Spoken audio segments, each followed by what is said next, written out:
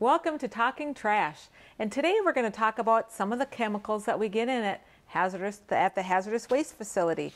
So now, most of the things that we get at the facility are things that you bring in from your household. So it's things that you have underneath your kitchen counter, underneath your sink, in your garage, and we take them in, we look at them, and then we classify them and package them. And so just a few examples of some of the chemicals that you have in your house. It's really important, and I can't stress this enough. When you are buying product, know what you're buying. Look at the label. See if that's what you need to get. Try and buy the least toxic chemical that you can, the least hazardous product that you can. And then really know your product. Look at the label, see how you can use it. Do you need gloves? It'll tell you. Wear gloves, open the window. It'll give you that information. It will tell you, do not mix with another chemical. For example, if you look on the back of a bleach container, it says, do not mix with another chemical. Do not mix with ammonia. It makes a different chemical. And you will immediately know that you mixed the wrong chemicals. Your nose knows. Let me tell you, you can smell it and you need to get out of the room, even with ventilation. So it'll tell you, use adequate ventilation. It's so important. And a lot of times it seems like we don't know even what we have underneath our kitchen cabinet or in our garage. And so what we do when you bring it in here and you don't need it anymore and you bring it to us, we look at every single container that you bring in. We look to see if it's good. We put it out on the shelves for reuse. If it's not good, we test it. One of our tools, we use looks like kind of a little petri dish, and we take some pH paper. We buy pH paper. We want to see if it's an acid or a base. So what we do is I just dip the pH paper in the liquid that I've poured in there. If it turns green or a dark blue, it's considered a base.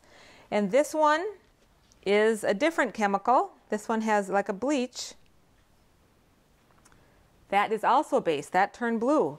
That's amazing. So if you had something like battery acid, that's considered an inorganic acid. So that would be pink. It would turn pink. And so you do not want to mix the pink and the blue together because they react to each other. So you do not want to do that. Just a few examples of what you have. For example, it's really important. This is iron out. A lot of people use this. If it's good and usable, we'll put it back out on the shelves. And it's good, usable product if it's usable. But this one, you can kind of hit here. It's kind of hard, and so we want to ship it away. Well, after you look at the label, a lot of label reading here, and we see that it contains sodium metabisulfite, which is a mouthful, and then it also contains sodium hydrosulfite. So what I do is I go into this book, and any of us that work here, we go into this book. It's a hazardous categorization manual. It's kind of our chemical Bible, as it were, and we go look for the chemical and how to ship it. There's classifications, and we need to ship it in a certain way. We don't just put everything in one barrel. It's really important. This is considered a spontaneously combustible. Well, I just want to give you an example, and this is not meant to scare you, but it's meant to kind of make you aware of what you can have at your house. We got some chemical in last week. It ended up being similar to these smaller containers. They're fillers. They're actually hardeners for body fillers, but it's called methyl ethyl ketone peroxide.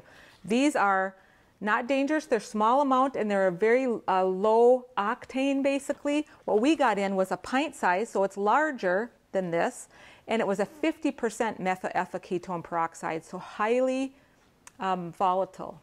We ended up, we called to see what it would cost to ship it, $2,500 for a pint. And it was also something that was temperature sensitive, so as the temperatures went up, it gets explosive. And so we ended up working through with the Sheriff's Department. Sheriff's Department calls the Minnesota duty officer. The Minnesota duty officer calls the bomb squad, and the bomb squad comes down here and blows up the chemical.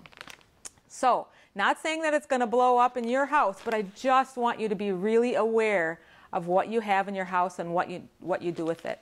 So if you have a question, give our office a call, 218-846-7310.